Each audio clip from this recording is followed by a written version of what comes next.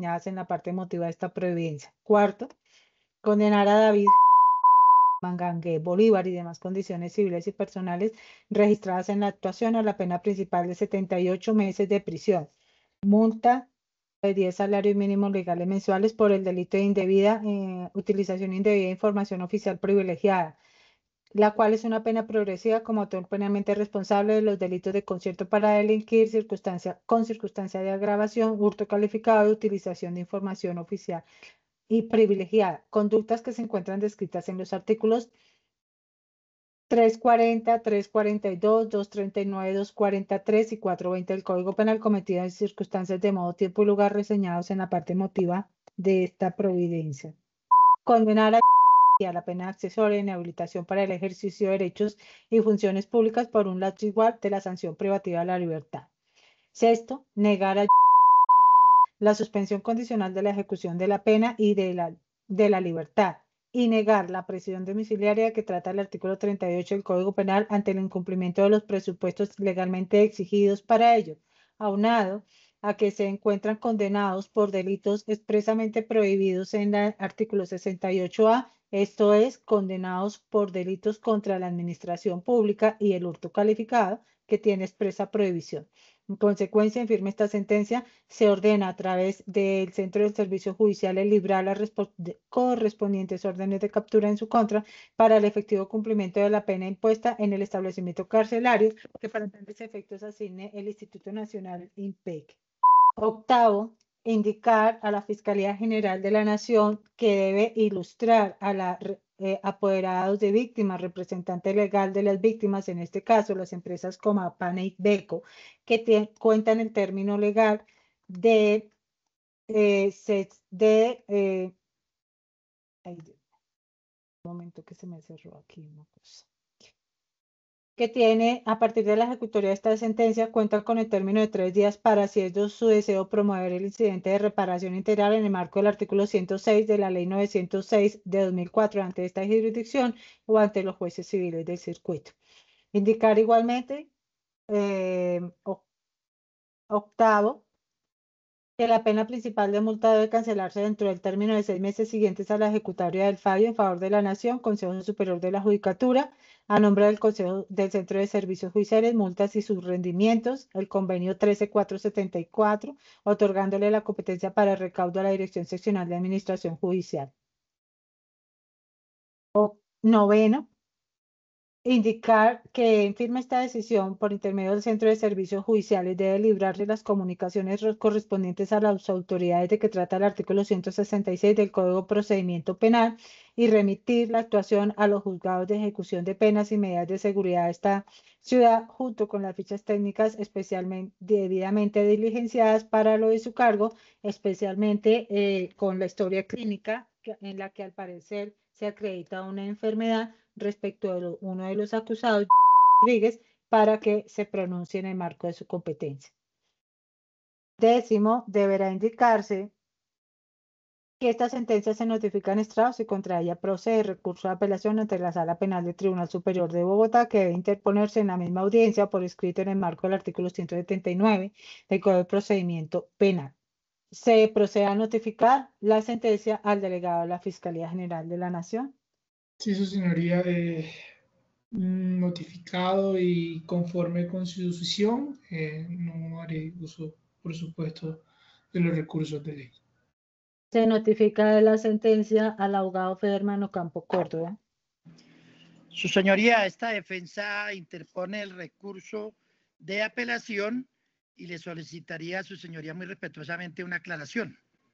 En el entendido de que su señoría al inicio de la audiencia manifestó que esta decisión sería tomada en términos suspensivos con referencia a las órdenes de captura y no se dijo en el resuelve. Entonces, de pronto se presenta un malentendido. Le solicitaría a su señoría pues que hiciera esa aclaración, si es en términos suspensivos o en términos diferidos. Muchas gracias.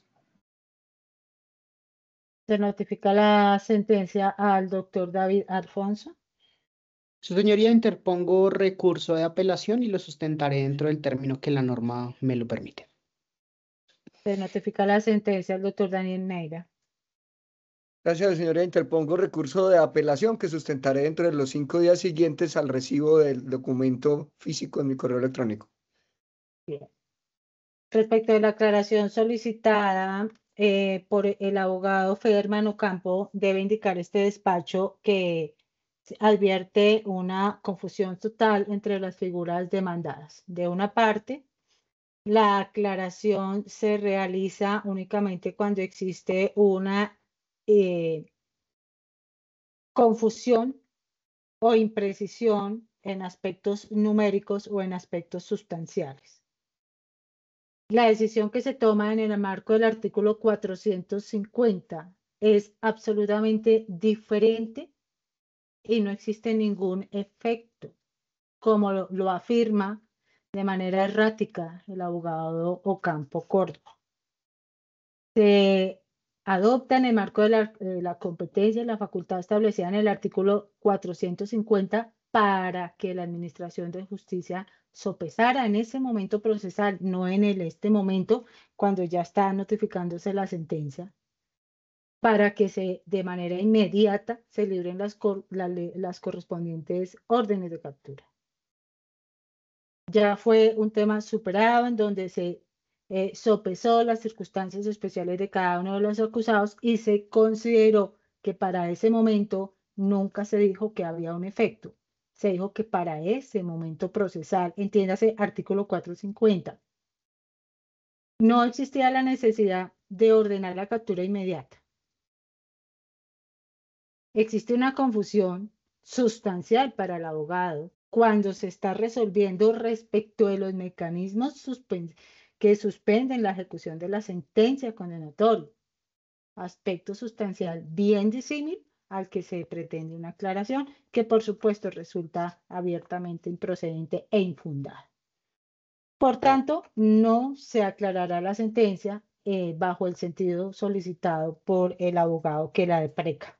Por lo demás, frente a la sustentación del recurso, por secretaría de manera rigurosa se ordenará el traslado para los recurrentes. Para los no recurrentes, una vez vencido el término, se ingresará de manera inmediata la carpeta virtual al despacho sin dilación alguna para pronunciarse sobre la viabilidad del recurso de apelación ante el superior jerárquico. Por lo demás, son las 6:50 de la tarde. Debe indicarse que se respetaron los derechos constitucionales de los acusados y las víctimas en este asunto. Se da por terminada la presente sesión. Les deseo a todos buen día o resto de día. Que estén muy bien. Hasta luego. Suscrito magistrado Mario Cortés Maecha de la Sala Penal del Tribunal Superior de Bogotá, da inicio a la audiencia de lectura dentro de la erradicación 2020-01582, proceso seguido contra y otros. Esta decisión fue aprobada el pasado 4 de agosto. Resuelve la sala los recursos de apelación interpuestos por los defensores en contra de la sentencia proferida el 4 de marzo de 2025, por medio de la cual el juzgado 22 penal del circuito de esta ciudad condenó ayer por los delitos de concierto para delinquir agravado, hurto calificado y utilización indebida de información oficial privilegiada. A los dos primeros le formuló juicio de reproche también por el punible de prevaricato por omisión. Hechos. En el fallo de primera instancia se dio por demostrada la siguiente situación fáctica. En Bogotá opera una organización delincuencial entre febrero y mayo de 2018 dedicada al hurto de bodegas en la localidad de Puente Aranda, cuyos miembros actuaban en colaboración con miembros de la Policía Nacional adscritos al CAI Gorgonzola. Dicha agrupación incurrió en los siguientes eventos. El 25 de febrero de 2018 a las 5 p.m. dos personas desconocidas ingresaron al establecimiento Ibeco, ubicado en la calle de donde ilícitamente trajeron bienes tales como cámaras, proyectores y computadores. El hurto lo fomentó Rodríguez, quien omitió la obligación de proteger los bienes de los particulares. A la 1:08 a.m. del 19 de mayo de 2018, varias personas no identificadas ingresaban al establecimiento Comapán, ubicado en la y de allí se apropiaron de la caja fuerte contentiva de 25 millones de pesos en efectivo. En esa actividad criminal intervino quien fungía como conductor 1604 del oficial del servicio del CAI Gorgonzola, así como responsable del servicio de vigilancia de los cuadrantes 6, 20 y 31. Ambos servidores omitieron el cumplimiento de sus funciones y además el primero de ellos se comunicó con el segundo desde las 9:20 9:20 p.m. de la jornada anterior e incluso hasta la 1:08 a.m. del día del ilícito, sosteniendo diálogos relacionados con esa actividad ilícita. No voy a dar lectura al resumen de la actuación procesal, tampoco al resumen de la sentencia recurrida, ni al resumen del sustento de las apelaciones, por ser datos que constan en el proceso y también en aras de agilizar esta audiencia. Continúan las consideraciones del tribunal. Primero, al tenor de lo establecido en el artículo 83 de la Ley 599/2000, la acción penal prescribe en un término igual al máximo de la pena fijada en la ley, aunque no será inferior a 5 años ni superior a 20, pero cuando se trata de conductas que tengan señalada pena no privativa de la libertad, la acción penal prescribirá en 5 años. Tratando de delitos cometidos por servidores públicos en el ejercicio de las funciones de su cargo o con ocasión de ellas, el término se aumentará en la mitad, como lo ordena el inciso sexto de la citada norma, modificado por el artículo 14 de la Ley 1474/2011. Según el artículo 292 de la Ley 906 de 2004, la prescripción de la acción penal se interrumpe con la formulación de imputación. Producida la interrupción del término prescriptivo, este comenzará a correr de nuevo por un término igual a la mitad del señalado en el artículo 83 del Código Penal. En este evento no podrá ser inferior a 3 años.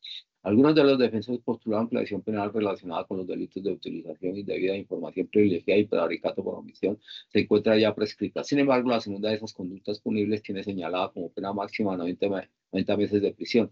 Atendiendo al incremento aplicable en los casos de los servidores públicos, el cual opera aquí, pues los hechos jurídicamente relevantes parten de un aprovechamiento indebido de la investidura de los procesados como efectivos policiales. El término de prescripción correspondería a 5 años, 7 meses y 15 días. Como la Fiscalía formuló la imputación el 14 de septiembre de 2020, dicho fenómeno extintivo acaecería el 30 de abril de 2026, por cuya razón el reclamo de la defensa frente a ese delito no está llamado a prosperar.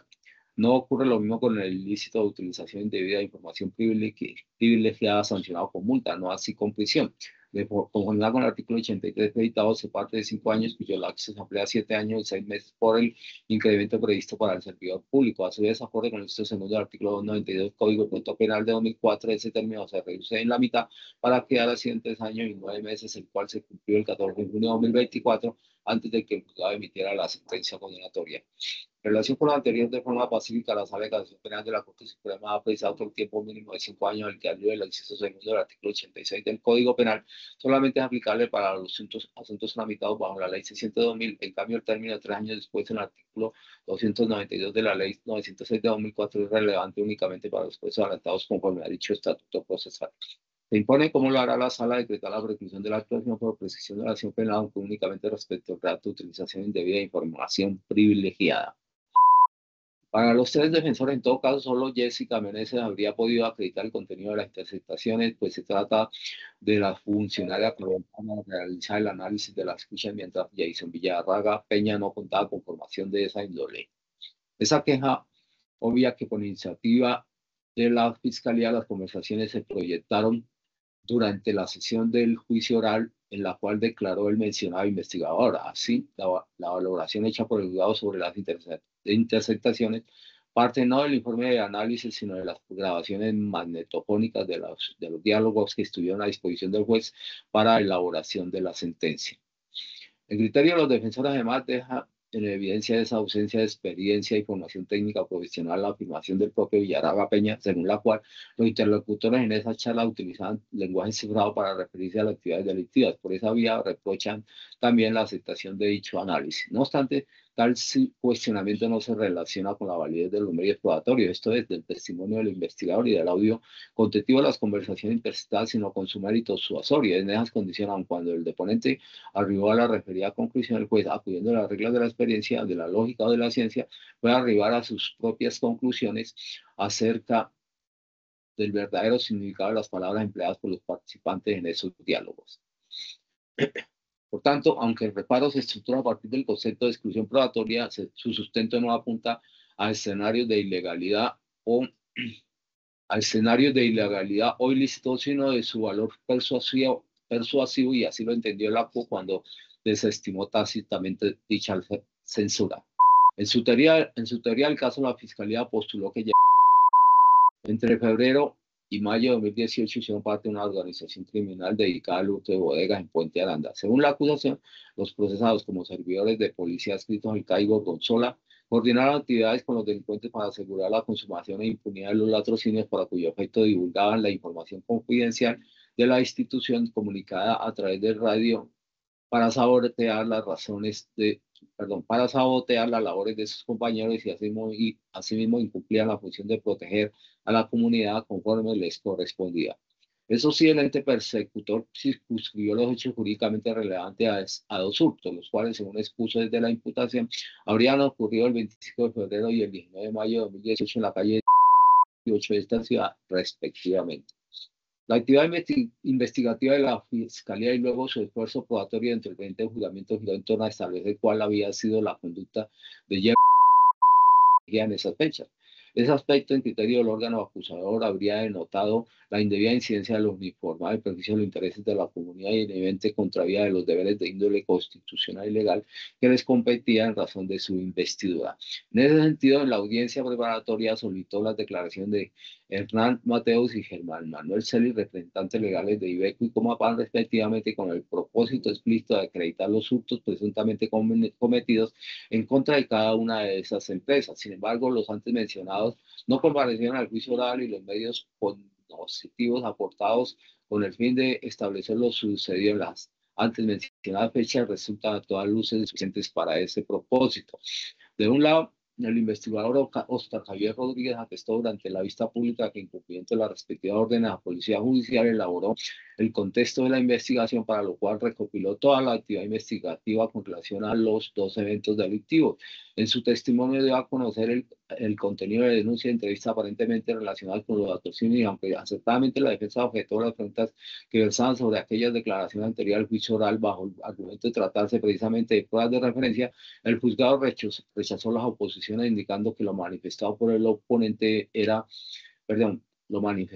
deponente era producto de una investigación. Acertadamente la defensa objetó las preguntas que versaban sobre aquellas declaraciones anteriores al juicio oral bajo el argumento de tratarse precisamente de pruebas de referencia. El juzgado rechazó las oposiciones indicando que lo manifestado por el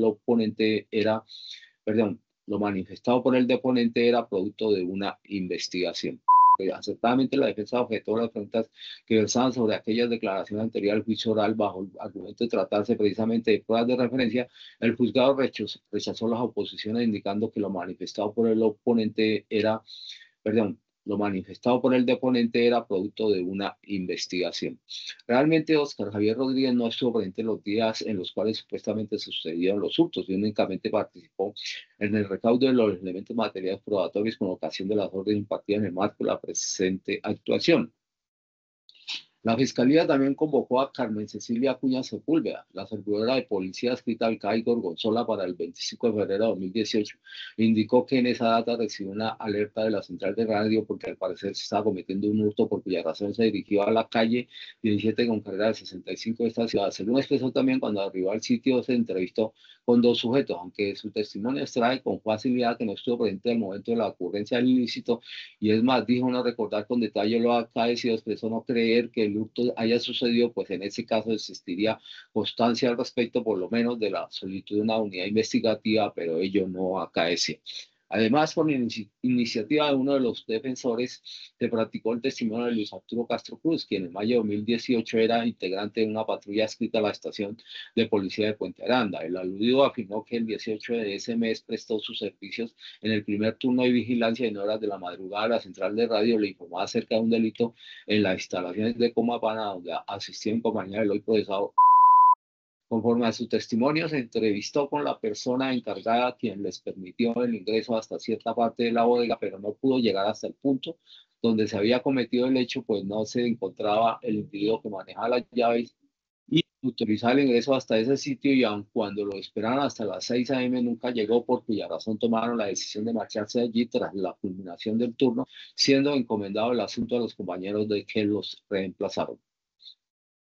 Finalmente, a través del servidor José Luis Licano, la Fiscalía incorporó al juicio los registros contentivos de los audios de la central de radio de la Policía Nacional. Allí se reprodujo el identificado con el consecutivo 1135 correspondiente al 25 de febrero de 2018, en el cual se escucha a la central de radio informar que en la calle 15 reportan 9052 sujetos en una bodega. Cabe aclarar que el código 905, según la radiotelefonía de la Policía Nacional, corresponde a un atraco. Asimismo, se reprodujo el audio número 1253, en donde se registra una locución atribuida a Carmen Cecilia Acuña. Esa identificación la realizó el investigador Oscar Javier Rodríguez, quien explicó que el alcaide en cuestión se encontraba adscrito únicamente una funcionaria con ese nombre. En dicho diálogo, la patrullera hizo mención, tal como lo hizo posteriormente en el juicio oral, sobre su arribo al lugar y a la entrevista realizada a los propietarios de la bodega.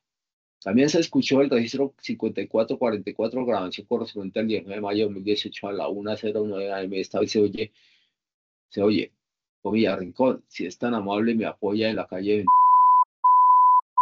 Ahí al parecer un 915, cerramos comillas, cuyo código corresponde a una persona intentando entrar. Resulta así evidente la ausencia de prueba demostrativa en forma directa de los atentados contra el patrimonio económico objeto de acusación. La Fiscalía no presentó ningún testigo que los haya presenciado o videos de las cámaras de seguridad de las bodegas o de las calles cercanas, o al menos a los representantes legales de las personas jurídicas afectadas, quienes habrían podido dar cuenta de las pérdidas reportadas en aquellas datas. Se torna innecesario entonces apreciar los elementos de juicio que de manera indirecta podrían determinar su ocurrencia. Esto es la prueba inicial. Y al respecto no se remite a duda que el 25 de febrero a las 5:35 p.m. y el 19 de mayo de 2018 a las 1:08 am se generaron alertas en la central de radio de la Policía Nacional por la posible comisión de comportamiento ilícito en la calle de... En el primero de esos eventos, la patrulla era a Carmen Cecilia Acuña Sepúlveda, compareció para atender el llamado y es así como habló con los propietarios del inmueble acerca de lo acaecido. Además, Oscar Javier Rodríguez y el investigador Jason Camilo Villarraga Peña, quienes dieron cuenta sobre la inspección realizadas, corroboraron la existencia de las denuncias formuladas por Hernán Mateos Ortiz y Fanny Ramírez, quienes a lo largo de este proceso han sido identificados como los representantes legales de Iveco y Comapán para las mencionadas datas. Sin embargo, el valor suasorio de la prueba indiciaria así surgida es muy tenue. Al respecto, la Corte Suprema de Justicia, en su sala de casación penal, ha expresado, comillas, cuando es necesario valerse de diferencias para establecer la responsabilidad penal, el juzgador debe asumir puntuales cargas argumentativas orientadas a demostrar la razonabilidad de las respectivas conclusiones. El evento resulta imperioso, primero, tener claridad sobre el hecho indicado. Esto es el hecho jurídicamente relevante incorporado al tema de pruebas. Segundo, identificar los hechos indicadores. Tercero, verificar que los mismos estén debidamente acreditados. Cuarto, establecer si el paso de los datos conocidos al desconocido está garantizado por un enunciado general abstracto que bien puede corresponder a una máxima de la experiencia, a una regla técnico-científica, o si por el contrario la fuerza del argumento está dada por la convergencia, concordancia y suficiencia de plurales hechos indicadores sin perjuicio de la complementación de estas dos formas de raciocinio. Cerramos comillas. En el presente asunto, con claridad se encuentra definido cuáles serían los hechos indicados. Esto del 25 de febrero y el 19 de mayo de 2018, las bodegas pertenecientes a la empresa Iveco y Comapán, ubicadas en la dirección antiilustrada, habrían sido objeto de hurto. Como hecho indicadores se tiene primero, la Policía Nacional compareció a esas bodegas en dichas fechas por llamados de alerta efectuados a través de la central de radio, y segundo, las personas que la Fiscalía identificó entre puestos como representantes legales de una y otra compañía formularon de denuncia poco tiempo después. Esos tópicos cuentan con adecuada demostración dentro de la actuación. No obstante, el juzgado de manera apresurada declaró los probables ilícitos sin referir la regla, la lógica de la experiencia o la ciencia que otorgaría contundencia a la conclusión. Los delitos ocurrieron, ni se refirió a si la convergencia de hechos indicadores bastaba para demostrar el indicado. Ciertamente la circunstancia de que en febrero y mayo de 2018 la Policía Nacional haya sido alertada de la ocurrencia de un ilícito y que posteriormente se hubiese instalado denuncias no es suficiente para establecer cuál es la naturaleza del supuesto ilícito o las circunstancias a las cuales fue cometido. Ese aspecto no permite concluir que algún individuo se apoderó de los bienes de las referidas personas jurídicas con el propósito de obtener un provecho parecido para un tercero. Esto es, que haya ejecutado la conducta tipificada por el legislador, máxime cuando tanto la información recibida por la central de radio como el contenido de las denuncias se erigen en manifestaciones expresadas antes del juicio oral, constitutivas de prueba de referencia inadmisible, pues quienes las expusieron no testificaron en ese escenario procesal ni se acreditó la concurrencia alguna de las causales previstas en el artículo 438 de la Ley 906 de 2004. Ciertamente gran parte del razonamiento del juzgado se desprende del contenido de las interceptaciones telefónicas realizadas al celular 3 perteneciente a concretamente a las 5:03 p.m. del 25 de febrero de 2018, hora coincidente con el llamado de alerta a la policía.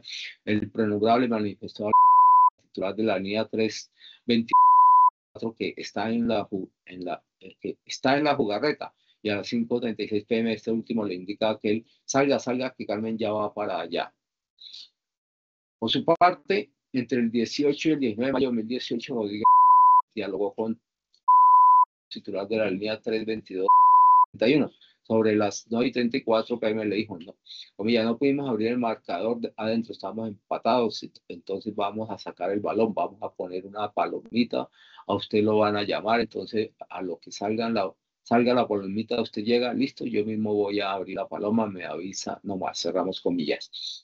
Y a las 5:02 a.m. le preguntó a la misma persona si eso era de Comapán, interrogante, y respondió de manera afirmativa. Lo cierto es que las conclusiones relativas al despliegue de actividades ilícitas derivadas de esas conversaciones son producto de la extrapolación de premisas que realmente carecen de suficiente demostración. Villarraga Peña, testigo encargado de incorporar los resultados de la interpretación, indicó que las palabras jugarreta, palomita y marcadora hacían parte de un lenguaje cifrado. El análisis que lleva a partir de esas conversaciones a concluir acerca de la responsabilidad penal de los aquí enjuiciados incurre en una falacia de petición de principio. Se parte de la premisa no demostrada, según la cual ocurrió un hurto. Pero luego el tribunal tendría que suponer, al mismo tiempo que los acusados hablaban sobre los ilícitos de esa naturaleza ocurridos en dicha fecha y que estos se cometieron porque los procesados mantuvieron tales conversaciones. Y por supuesto, como se advirtió, los hurtos tienen una inescindible relación con los demás punibles en materia de acusación y condena. Obviamente, el objeto del concierto para delinquir es la comisión de delitos contra el patrimonio económico, en tanto el deber omitido por los procesados como servidores públicos, conforme lo expresó con insistencia la Fiscalía de la formulación de imputación, consistía en proteger la vida y bienes de la comunidad, justamente en el contexto de la ejecución de ese plan criminal. Sin embargo, no puede la sala pasar por alto la falta de rigor jurídico en la cual incurrió la Fiscalía a atribuir a los aquí enjuiciados esos otros redatos. Esto es el concierto para delinquir y el prevaricato por omisión. En cuanto al primero, de manera reiterada, la Sala de Casación Penal de la Corte Suprema de Justicia ha señalado que ese delito demanda la concurrencia de los siguientes requisitos. Primero, el acuerdo de voluntad entre varias personas. Segundo, que la organización tenga como propósito la comisión de delitos indeterminados, aunque pueden ser determinables en su especie. Tercero, la vocación de permanencia y durabilidad de la empresa acordada. Y cuarto, que la expectativa de realización de las actividades propuestas permita suponer fundadamente que se pone en peligro la seguridad pública. El presupuesto para atribuirles el concierto para delinquir es, como se ilustró, la existencia de una organización criminal dedicada en la localidad de Puente Aranda a la comisión de hurtos a inmuebles de naturaleza comercial con la connivencia de miembros de la Policía Nacional. Pero al expresar los hechos únicamente relevantes, el ente persecutor omitió analizar el tema para determinar si tales elementos realmente se encontraban presentes en el asunto sometido al conocimiento de la Administración de Justicia. Únicamente relacionó los dos eventos sobre los cuales versa el presente juzgamiento. Ciertamente, la ocurrencia del concierto no está sujeta a la comisión de un número específico de conductas delictivas ni a su éxito o consumación. Sin embargo, en la medida en que no militan evidencia de la celebración de reuniones de cualquier índole tendiente a la planeación de actividades delictivas indeterminadas y con vocación de permanencia necesario, resultaría al menos la copia de medios de comisión suficiente para pedir que esa clase de encuentros sí sucedieron. Si se aceptara como cierta la postulación fáctica del ente persecutor, Jeffen habría sostenido conversación el 25 de febrero de 2018 con para alertar a los delincuentes de la llegada de la fuerza pública al sitio objeto del ilícito. En tanto, entre el 18 y 19 de mayo de la misma anualidad dialogó con para retrasar e incluso impedir del todo el arribo de una patrulla a la bodega de Comapán. Desde esa perspectiva, aún si se asumiera que pese a las falencias demostrativas de la Fiscalía, si se probó la ocurrencia de los latrocinios, realmente los dos eventos que fundamentaron la acusación no bastan para corregir la estructuración del concierto para delinquir, empezando porque se trata de acontecimientos que no conservan uniformidad en cuanto al modus operandi, específicamente con relación a la presunta participación de los agentes del orden en la empresa criminal.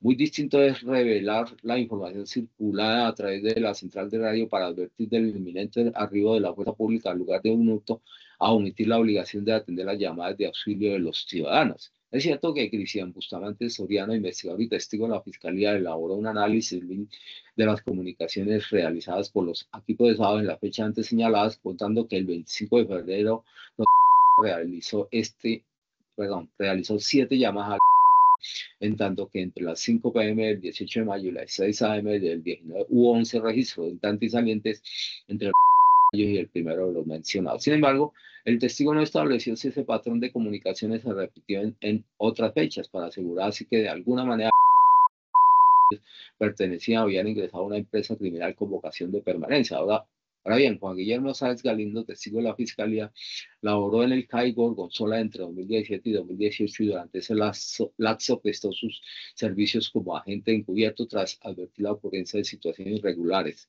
El deponente atestó, comillas, él refiriéndose a me manifiesta de que él ve que yo soy una persona seria y pues que soy muy callado y no, o sea, nunca me ha visto nada raro, pues de que él necesita pues la confianza mía, pues para hacer una vuelta de esto, pues él dice que él me va a contactar pues para que él se va a reunir con unas personas que va a hacer esa reunión y pues con el fin de la reunión es para, bueno, ya es adelantar todo lo que ellos iban a realizar de una bodega, sacar unas cajas en una caja fuerte y que él necesitaba que yo lo acompañara en el carro hasta la dirección de Puente Aranda y que van a repartir entre 20 y 25 millones de pesos. Cerramos comillas. Claro, el testigo relacionado al prenombrado procesado como una actividad criminal y ese señalamiento a su vez constituye un elemento indiciario que eventualmente respaldaría la teoría del caso de la Fiscalía General de la Nación, involucrando en un actuar delictivo relacionado directamente con la defraudación del patrimonio económico y el abuso de la función pública. No obstante, en el presente caso, esa prueba indirecta no basta para demostrar los hechos en materia de acusación.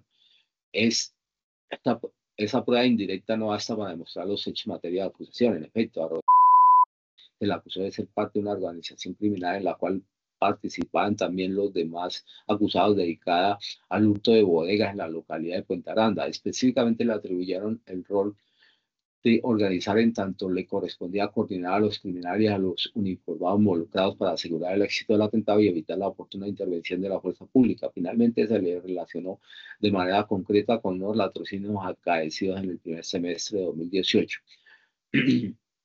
Sin embargo, no militan evidencias de las cuales se desprenda que ese acontecimiento sucedió en el contexto del patrón de criminalidad escrito en la acusación o que los demás procesados tomaban parte en él. Y como se ilustró, si se asume como cierto que Rodríguez en el hurto a una bodega en los últimos días de febrero de 2018, la Fiscalía no acopió elementos de juicio suficiente para demostrar, más allá de toda duda, que el latrocinio sí sucedió y en todo caso que con ese fin existía una empresa criminal con ánimo de permanencia, como exige el relato de concierto para el inquérito.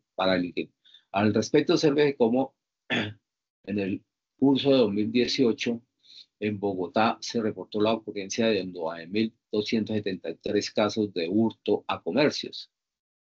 Si esa es la prevalencia estadística del fenómeno, apenas razonable resulta inferir que hay más de un grupo dedicado a esa actividad ilícita, por cuya razón sería apresurado suponer que precisamente el propuesto Plaza Juan Guillermo Sáenz sea uno de los dos latrocinios objeto aquí de juzgamiento. Es evidente que el ofrecimiento por parte del prenombrado procesado a su compañero Sáenz Galindo ostenta trascendencia jurídico-penal en sí mismo, con independencia de si la reunión verdaderamente sucedió o si el hurto al cual aludió el testigo se consumó. Sin embargo, el afirmado encuentro no hizo parte de los hechos jurídicamente relevantes y el ente persecutor no parece haber contemplado la comisión de un cohecho. En suma, la Fiscalía General de la Nación se comprometió desde la imputación a demostrar